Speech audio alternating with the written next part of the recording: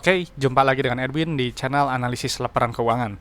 Untuk kali ini saya mau bahas panen sekuritas ya, kodenya PANS. Kita lihat nih kinerjanya menarik nggak berdasarkan laporan keuangan 2025 Q3-nya dari sudut pandang saya. Oke, kita langsung saja ke analisis. Ya, ini satuannya rupiah ya. Kalau satuannya rupiah berarti siap-siap ngisi angkanya banyak. Oke, sebelumnya kita langsung cek dulu untuk riwayat bagian dividen ya dari dan untuk data yang saya dapat untuk PANS ini memang rutin ya dari dia IPO tanggal 2000 dan mulai aktif bagi dividen 2007, 8, 9 dan seterusnya ya tahun bukunya ya. Jadi yang terpenting itu 3 tahun ke belakang. Ya, ini bagi dividen. Artinya apa? Perusahaan ini memberikan nilai tambah untuk pemegang sahamnya gitu. Penting kita melihat perusahaan itu harus bagi dividen. Kenapa? Karena perusahaan yang bagi dividen adalah perusahaan yang memang sudah terbukti profit dari bisnisnya, yang sudah terbukti untung ya dan punya kondisi bisnis yang sehat. Kalau perusahaan nggak bisa bagi dividen atau nggak bagi dividen, ya bisa jadi perusahaan tersebut hanya untung di atas kertas aja, atau punya masalah dengan bisnisnya, atau cuma perkaya owner perusahaannya aja yang biasanya merangkap sebagai komisaris dan direksi gitu. Jadi makanya carilah perusahaan yang pro kepada kita pemegang sahamnya, salah satunya itu dengan bagi dividen ya. Jadi ini layak untuk kita lihat lebih lanjut ya karena 3 tahun ke belakang bagi dividen. Nah, ini karena memang ini PANS ini dia sektornya keuangan gitu ya. Saya memang biasanya menggunakan format yang biasa ya, yang non keuangan gitu. Saya memang masih menyusun ya, cuman nggak tahu kapan beresnya. Mudah-mudahan cepat selesai aja ya. Jadi tapi tetap kita untuk analisis kita pakai yang ini dulu ya, yang untuk format yang seperti biasa. Kita isi untuk kas tarakasnya dulu yang ini nilainya. Kenapa kita harus lihat kas tarakas ya? Karena kas tarakas ini adalah jumlah uang yang ada di dalam dompet perusahaan ya. Uang di dalam dompet itu punya fungsi untuk bayar operasional usaha, ekspansi usaha dan juga untuk bayar pinjaman ke bank. Jadi jangan terlalu sedikit. Kalau terlalu sedikit nanti bisa jadi operasional terganggu atau mungkin ketiganya ya. Dan ini kita lihat untuk posisi kasnya ini menguat ya, naik 19 miliar. Gitu ya. Jadi kalau posisi kasnya menguat gitu ya, yang perlu kita perhatikan itu adalah pastikan kelebihan kasnya itu dinikmati oleh kita pemegang sahamnya. Caranya gimana? Yaitu bagi dividen lebih besar, lebih sering, atau ekspansi usaha, atau bayar pinjaman yang masih ada supaya bunganya lebih ringan gitu ya. Atau buyback saham aja untuk mengurangi jumlah saham beredar sehingga nanti earning per share dan dividen per share-nya jadi lebih besar ya. Jadi 4 aksi tersebut akan memperkaya kita pemegang sahamnya. Oke, selanjutnya kita langsung cek ke bagian ekuitas ya. Ekuitas langsung pilih saldo laba ya. Ini yang penting buat saya. Kenapa? Karena saldo laba ini adalah total keuntungan ya, atau akumulasi keuntungan yang telah dihasilkan perusahaan dari semenjak perusahaan ini pertama kali berdiri sampai sekarang 2025 Q3 gitu. Dan ini kita lihat ya, si PANS dari dulu pertama kali berdiri sampai sekarang 2025 Q3 telah menghasilkan total profitnya sebesar 1,4 triliun. Ya, jadi ini bagus ya, terbukti untung saldo labanya positif, dia bisa bagi dividen. Karena kalau perusahaan saldo labanya negatif atau defisit, ya dia nggak akan bisa bagi dividen. Ya, artinya perusahaan tersebut rugi melulu. Ya, dan termasuk kategori perusahaan yang bermasalah buat saya. Jadi kalau perusahaan bermasalah, mau harganya naik berkali-kali lipat, ya saya tidak akan tertarik ya. Oke, selanjutnya kita langsung cek total ekuitas ya, yang ini nilainya. Gitu, kita pindahkan dulu. Nah, kenapa harus lihat total ekuitas? Ya simpel aja untuk lihat PBV-nya ya. Kan rasio basicnya itu ya. Ntar kita pindahin dulu. 253 ya, ini memang kalau satuannya rupiah memang dia lebih detail tapi lebih banyak yang diisi ya. Nah, ini kita lihat ya, ini rasio saldo laba terhadap modal awal ini 10 ya, hampir 11 ya, 10,9. Nah, artinya apa? Si PANS ini telah menghasilkan profitnya itu sebesar 10 kali modal awalnya, hampir 11 kali modal awalnya ya, di luar dividen yang telah dibagikan. Jadi kalau misalnya dividen yang telah dibagikan dimasukin lagi ke ini ya, ke saldo laba, ini pasti nilainya besar sekali. Gitu. Jadi analoginya teman-teman punya bisnis modalnya 1 miliar telah menghasilkan total profit itu hampir 11 miliar ya, udah 10 miliar 950 juta. Gitu. Jadi ini bagus, perusahaan yang baik. Dan untuk si PANS ini memang untuk PBV cukup murah ya, dihargai di 0,71 PBV-nya dengan potensi profit 40% kalau mencapai ke 2100 ya, ke book value-nya. Dan untuk nilai tambah untuk si PANS dia udah dihargai di bawah saldo labanya per lembarnya. Ini nilainya di 0,76 gitu. Jadi mungkin secara PBV menurut saya si PANS ini memang sudah cukup murah ya. Cuman kembali lagi ya ke selera masing-masing ya, karena kalau untuk value perusahaan ya itu kembali lagi analisis masing-masing aja. Nah, sekarang kita langsung cek ke bagian laba rugi. Ya, laba rugi kita langsung pilih pendapatannya dulu. Nah, memang kalau misalnya di keuangan gitu, di sektor keuangan kita, kalau saya gitu ya, kalau agak bingung nih, bukan bingung ya, sebenarnya saya udah biasa gitu ya. Untuk supaya mensinkronkan antara pendapatan dengan penerimaan kas gitu ya, kita lihat penerimaan kasnya dulu yang utama. Ya, lihat apa? Lihat ini nih, penerimaan dari jasa. Ya, oh jadi dia apa namanya? Lihat yang jasanya aja gitu, supaya apa? Supaya seimbang gitu nanti untuk membandingkan antara si pendapatan dengan si penerimaan kas. Nah, sekarang kita langsung cek dulu si pendapatannya. Ini pendapatnya berarti totalnya yang ini ya, komisi transaksi perantara sama pendapatan kegiatan manajer investasi ya. Dua ini nilainya. Karena yang ini kan pendapatan bunga, keuntungan ini kan dia apa aktivitas lainnya gitu ya, atau penerimaan dari jasa. Oke ya, kita pindahin dulu sebentar. Mana tadi? Nah, ya. Nah, kenapa kita harus lihat pendapatan? Ya, karena pendapatan ini adalah pos keuangan yang menunjukkan pertumbuhan perusahaan. Gitu. Jadi perusahaan yang baik, ya dia pendapatannya akan cenderung naik. Gitu ya. Kenapa? Gitu.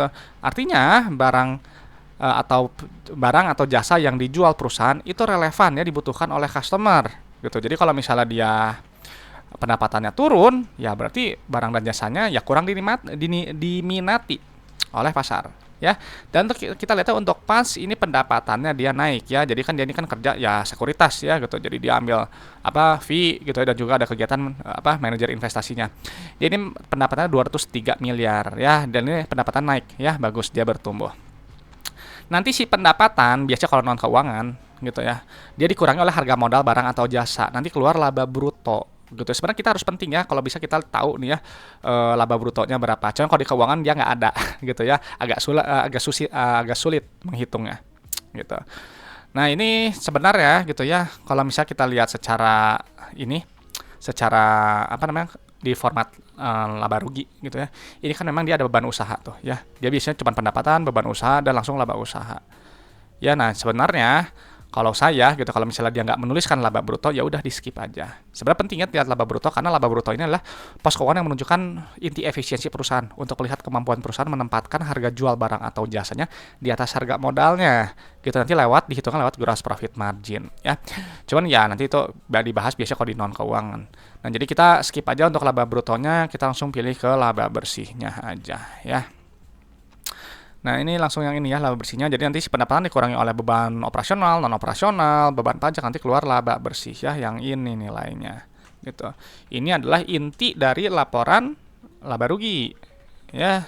Jadi perusahaannya untung atau enggak gitu. Dan ini kita lihat dia laba bersihnya turun ya, dari 129 miliar ke 112 miliar gitu. Ada penurunan. Dan ini kita lihat untuk secara PER, ini di harganya udah cukup murah ya, di bawah 10 ya, di PER-nya di 7 kali. Ya, jadi ini sebenarnya cukup menarik juga ya, karena dia di PBV-nya udah kurang dari 1, PR juga udah hampir 5 ya, masih 7. Oke, selanjutnya kita langsung cek ke penerimaan kas ya. Nah, ini kita lihatnya ya. Penerimaan kas yang ini nilainya gitu. Kenapa kita harus lihat penerimaan kas ya? Karena penerimaan kas ini adalah jumlah uang yang dibayarkan customer kepada perusahaan. Gitu ya, dia berbeda dengan pendapatan. Kalau pendapatan itu dia kan sifatnya akrual ya, jadi dicatat aja di atas kertas. Nah, tapi kalau penerimaan kas ya tadi menghitung jumlah uang yang benar-benar customer bayar ke perusahaan. Ya, dan ini kita lihat ya, ini rasionya tinggi. Ya 100%, artinya customer bayarnya selalu full. Jadi ibaratnya kalau teman-teman jual barang 100 juta, customer bayar 100 juta juga. Ya gitu, jadi seperti itu. Jadi harus cari yang rasio penerimaan kas terhadap pendapatannya tinggi ya, mendekati 100% gitu ya, minimal sekali di 90-95% kalau saya. Nah, jadi ingat tadi si kas kan punya fungsi ya untuk bayar operasional, ekspansi, dan juga pinjaman.